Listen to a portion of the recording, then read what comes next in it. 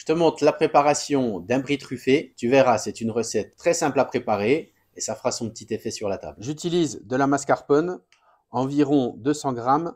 Avec 200 grammes de mascarpone, je peux préparer environ un quart de brie. Je viens la détendre un petit peu. Je prends une belle poignée de noisettes que je vais venir émincer finement au couteau. Voilà, à l'intérieur du fromage, ça fera un petit côté croquant.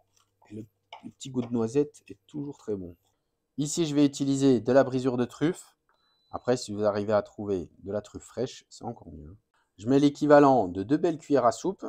J'ajoute mes noisettes. Voilà, le petit côté croustillant. Et là, je viens mélanger pour bien incorporer le tout. Je mets quelques tours de moulin à poivre. Pour le fromage, il ne faut pas hésiter à mettre une belle quantité de poivre. Ça casse un peu le gras, c'est bien meilleur. Je vous conseille, pendant la préparation de la farce pour votre brie, de le placer quelques minutes au congélateur. Ça va le durcir un petit peu, figer les graisses. Vous allez avoir un peu plus de facilité à le couper. Si vous avez un fil, c'est le top. Au couteau, ça va être, prenez bien un couteau bien tranchant avec une lame fine. Maintenant, on va aller chercher le brie et passer à la farce. Maintenant, je vais couper le brie en deux. Bon, c'est l'opération la plus délicate. Bien rester au milieu. Donc là, comme je l'ai mis un petit coup au congèle, il est bien froid. Il s'est durci. Alors, je vais voir, ça a l'air pas mal. Ça y est.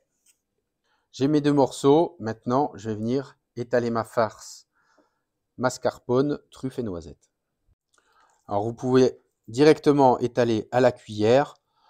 Après, si vous voulez avoir une belle épaisseur régulière, vous pouvez utiliser une poche à douille. Ça fonctionne très bien. Alors, ça sent vraiment très bon.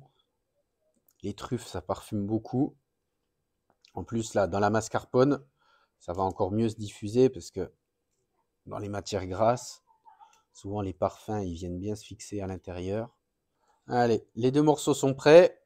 J'ai étalé une belle couche. Et maintenant, je viens refermer le brie délicatement. Voilà. Je viens bien uniformiser le bord.